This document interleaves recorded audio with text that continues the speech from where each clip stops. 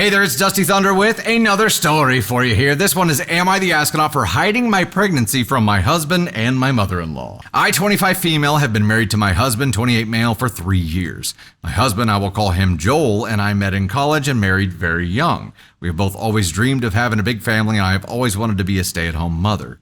Joel and his mom have always been close, but it wasn't until recently that I noticed how unsettling their relationship truly is. For starters, Joel's mom, I will call her Amy, has always been insanely protective over him. Although he is fully an adult man, Amy only refers to Joel as, "Hey, baby boy." Amy insisted on having the first dance with Joel at our wedding. Okay, that's red flag worthy.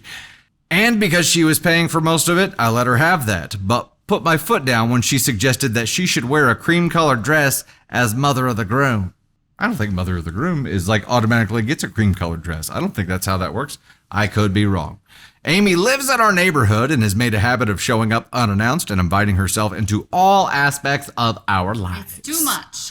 A few months ago, I found out that I was pregnant with our first baby, but just a few months in, I tragically lost the pregnancy. Damn. Before the miscarriage, Joel and I had been over the moon. Amy was so excited to be a grandmother, but some of her actions made me uncomfortable and angry. For starters, she insisted that she come to all the appointments for the baby. Okay, lady, you don't insist this kind of thing, you offer. When we first heard our baby's heartbeat, she jumped out of her chair and snatched Joel's hands and began to cry with excitement. Joel threw his arms around her, pointing out her grandbaby's heartbeat, while I was left there sitting on my own. Hell no. Another red flag. We'll just go ahead and wave the actual one here too. Although it was still early in the pregnancy, Amy proposed throwing her own grandbaby shower in order to get supplies for the baby to be kept at her house. I tried to shut this down, but Joel once again defended his mom. Okay, I think we can officially go ahead and hit this button as well. Not even through the story yet. Nah, jaw dropping. When I first felt kicks and movement, she ran over and nearly shoved my hand out of the way to try to feel. My final straw was after I lost the baby. I was devastated. Luckily, Amy was not over when I began noticing issues, and Joel and I were able to get to the hospital alone. But after calling his mom to tell her what was happening, Amy showed up at the hospital and cried so loudly, Joel had to escort her out of the hospital and comfort her in the car. Once again, I was left there alone. Look, I understand she raised Joel like he doesn't know any better because this is the only mothering he's ever known, but what the man? Enmeshment. This broke me. Although Joel has apologized profusely and said that he regrets leaving me, I'm having a hard time finding forgiveness for that moment. I have to emphasize, other than his unusual relationship with his mother, our relationship has been nearly perfect. After the miscarriage, though, I started sleeping in the guest room and taking more time for myself to sort out my thoughts and decide where to go from here. Everything was fine until a few months ago. I had a few too many glasses of wine at a friend's wedding and ended up spending the night back in our main bedroom. Started to notice the same familiar changes in my body from my first pregnancy, which terrified me. Finally took a test and stared at the little plus in disbelief. Although I want to be a mother more than anything, I couldn't help but still feel the same feelings from my last pregnancy. Maybe it was the wrong choice, but I chose not to tell Joel right then. I booked an appointment and went to the doctor and found out that I was about 6 weeks pregnant already. This is where I might be the asshole. That was about 3 months ago, and I still have not told Joel. I'm 18 weeks pregnant and just starting showing more, and I have taken to just wearing big sweatshirts and baggy clothes around the house. I have loved being pregnant and not having to share the spotlight with Amy. This week, I felt the first little flutters of the baby moving and didn't have to share it with anybody else.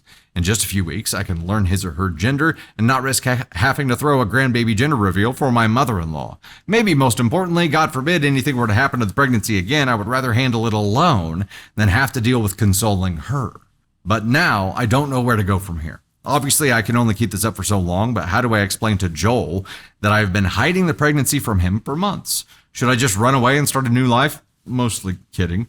Or am I already too deep, so I might as well just keep hiding it for as long as possible and not have to share my moment with anyone else?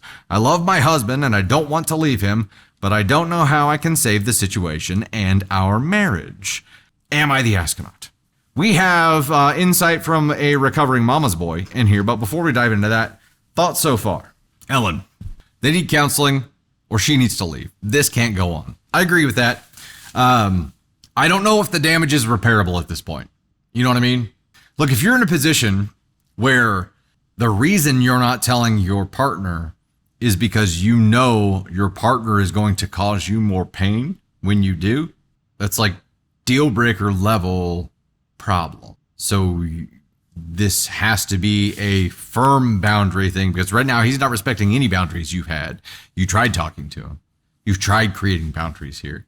He needs to understand, well, really, maybe you haven't. Okay, maybe you've said I have a problem with this, but until you say, look, I have a problem with this. This is a complete line of disrespect that you have crossed, and if this happens again, then this. Like there has to be some kind of consequence tied to it for it to be a true boundary, right? So maybe you haven't done that yet. Maybe that's the conversation that needs to happen. Even then, let's say you create this boundary and you get him to agree to never let this happen again. You still have to go through the counseling of trying to sort your feelings and communicate those and do that with him at some point too, so he could really understand the gravity of the situation here and start working on his situation of being mama's boyed for so long. His worldview is tainted because this is how he was raised. Everybody thinks they're doing the right thing, right? He thinks he's doing the right thing. Therapy alone, then tell the husband in therapy without mother-in-law, Turner? That's my... yeah, that's would be my suggestion. Yeah. Elizabeth Davis says, I love you, but is always a sign. Quinn foresees so many issues. Agreed. Let's dive into our insight from a recovering mama's boy here. Throw away for obvious reasons. This is really good advice, and this level of enmeshment and emotional incest is not quickly overcome. As a man who has been through this journey, I can confidently say that it will always take years of hard therapeutic work and tens or hundreds of thousands of dollars, because the amount of complex trauma that leads a man to this place came early and often and has long tentacles. My brain wanted to say testicles. So bad. I previously have attended one of Ken Adams' intensives and can confidently say that the brokenness of the men I met there was absolutely soul-crushing. And these were the survivors who were looking for a way out. The unfortunate ones like this husband who haven't broken free are both victims and conveyors of generational abuse. It will continue in some form to your child. So please put them first and make the hard decision to stay away. If he leaves mom and comes after you, therapy for everybody. If he stays, fight for sole custody. And if this is coming from someone who left my wife in the hospital with my child to do some bullshit thing that I had no business doing for my just no mother, that was my moment of clarity. But I'm the exception and not the rule in this situation.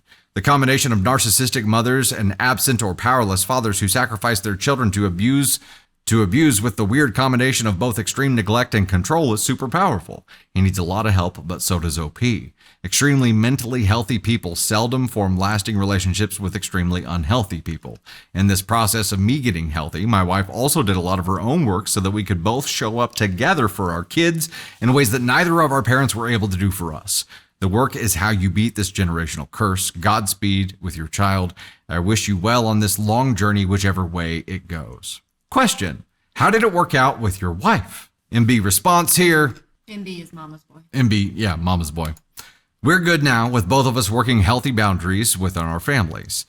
For many of the men in this situation, the process starts too late to salvage the relationship, and many enmeshed men are so completely avoidant of ongoing attachment to ever enter into a relationship. There was a few years of low contact with my mom while I was working through trauma and boundaries, but I have slowly re-engaged.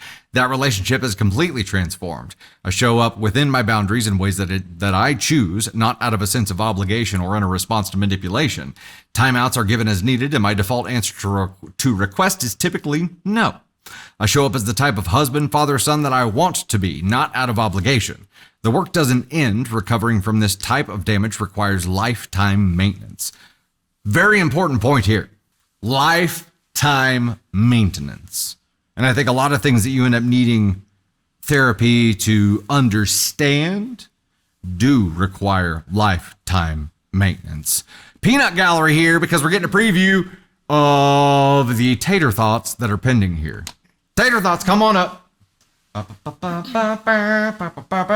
still need to get the little intro music for when I hit the tater thoughts button here. I wasn't sure how I felt about this one at first, but I think in my opinion I've come to the NTA, and here's why. Because she was so emotionally stressed out her first pregnancy. Her first pregnancy ended in a way that was detrimental to OP, and so now she's pregnant again, and the thought of telling someone who she's supposed to be the most comfortable with in this world is actually causing her trauma. And I'm not saying it's like a PTSD thing, but it's kind of like that. She doesn't want to tell, she doesn't want to give up this freedom that she has in her mind of not being trapped by her husband and his creepy ass mom.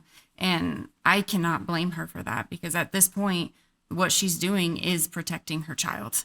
And I think that she feels that on some level, that she's protecting herself, but she's also protecting her pregnancy and her child. And for me, that is an NTA, because I can't go with ESH, because he left her alone in a hospital when she lost a baby to comfort his mother. And to me, that is unforgivable.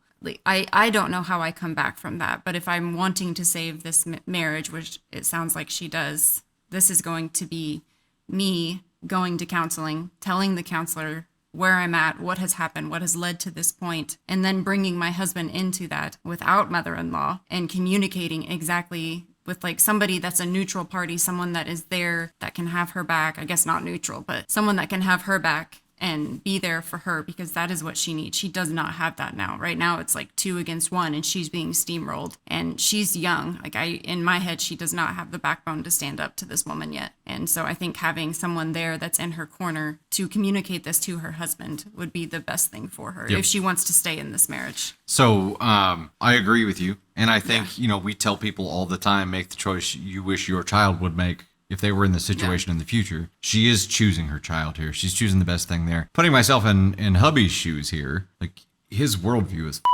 he's been essentially, indoctrinated into a cult. And he's been manipulated to have a different worldview here. It's not, I don't believe it's his choice. I say that, but then there's this, when you walk towards your mother and leave your wife in the hospital, like, there should be a trigger there. Like it should be alarm bells ringing for anybody, right? But he's been raised this way. I would want the opportunity to fix things for my child. You know what I mean? And yes, I agree with bringing him into there.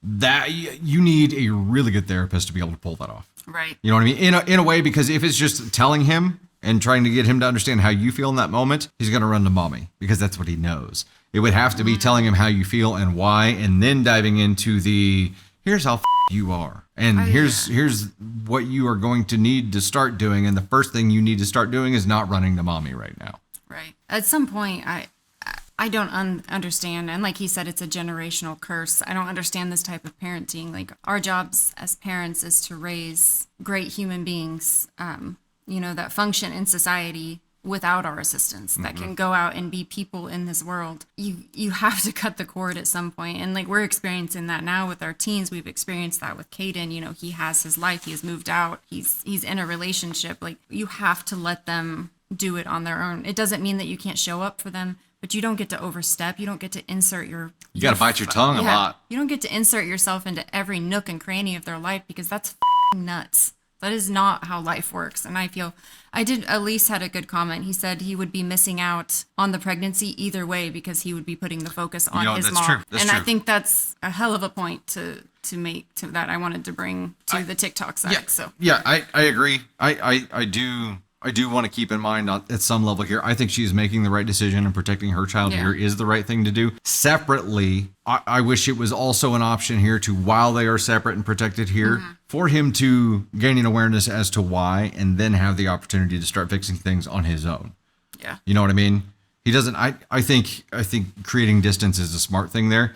And also, as soon as you started talking about the stress she would endure having mother-in-law integrated with this pregnancy, made me think how much of the problems that she encountered the first time had to do with the stress that mother-in-law was causing then too. So not telling for the safety of your child, because stress is not a good thing when you're pregnant. I think it makes perfect sense. Yeah, Rebecca said, I don't know if this is fair, but he seems a little selfish for not noticing. I said, he seems a lot selfish for not realizing that your wife is 18 weeks pregnant, because that's a BFD. Well, his mama hadn't told him she's pregnant yet. Yeah. That's why he doesn't know yet. He needs to become a person on his own and not his mama's extension, because this will never work for him.